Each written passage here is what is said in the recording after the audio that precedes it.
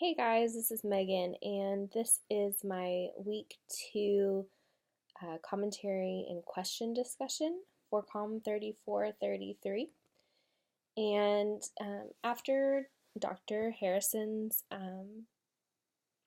discussion in our week 2 video introduction this week, she said this was kind of a sort of free reign moment for us to share about what we're encountering during this class. And this week, some of the supplemental material talked about ethnography.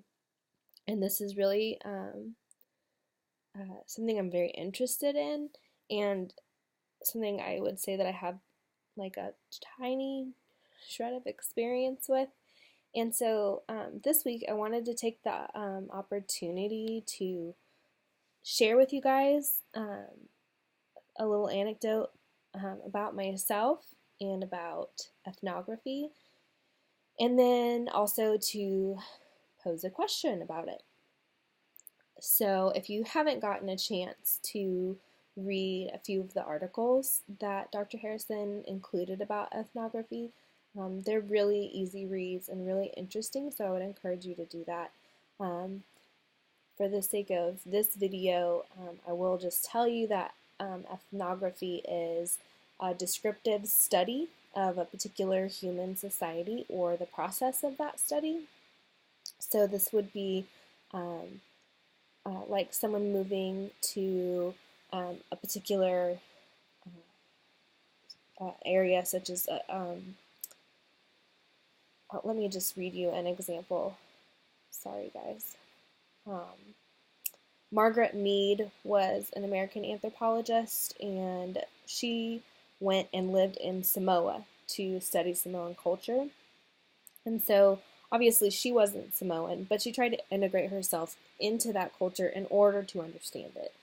And so, I have had the benefit, not in recent years, but when I was younger, of living abroad and visiting different places abroad. But I spent 8 months on a little tiny island called Mauritius in the Indian Ocean. And even though I lived there because I had married someone that was from there, I took the opportunity of the time that I spent there to immerse myself in understanding the culture. And I blogged about it, and this is back when blogs were like barely a thing, so I felt pretty cool that I was keeping a record of what I was doing there.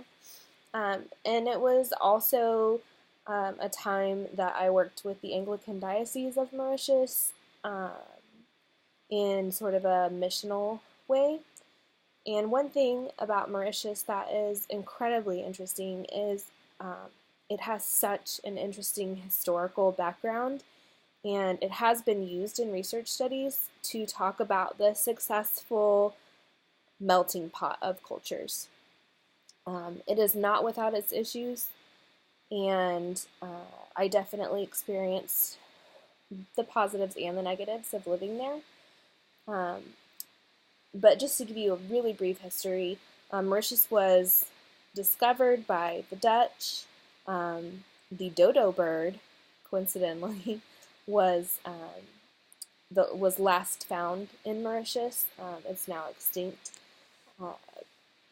probably partially due to people trying to live on the island and introducing invasive species. There are a significant number of people of Indian descent in Mauritius.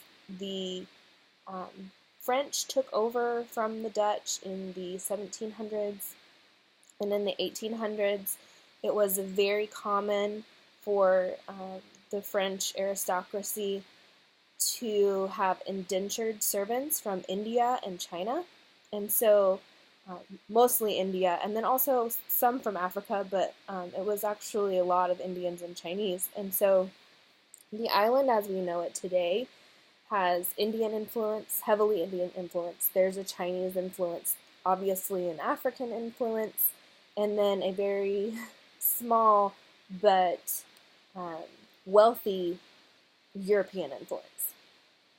And so there is a melting pot of languages, there's a melting pot of religion, and a melting pot of cultures. Well, there's also this sort of subculture that could maybe be defined as very specifically Mauritian.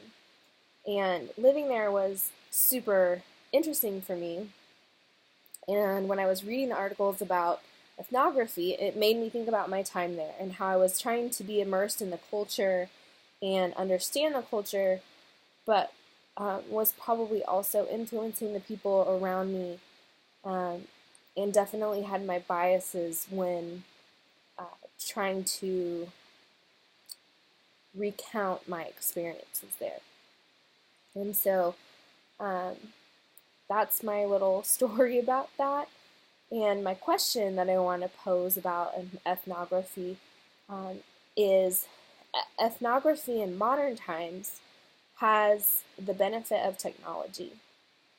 And so if you were going to go and live somewhere else for a significant period of time, let's say for a year or maybe more, how would you use technology to study another culture, and how would you use technology to convey what you're studying to other people? I think that in 2004, when I lived in Mauritius, it was really a different time. And so I would love the opportunity to do something like that again, but have the benefits of technology. And I would love to hear how you guys would handle that. So that's it for me this week. I look forward to hearing from you guys. Thanks.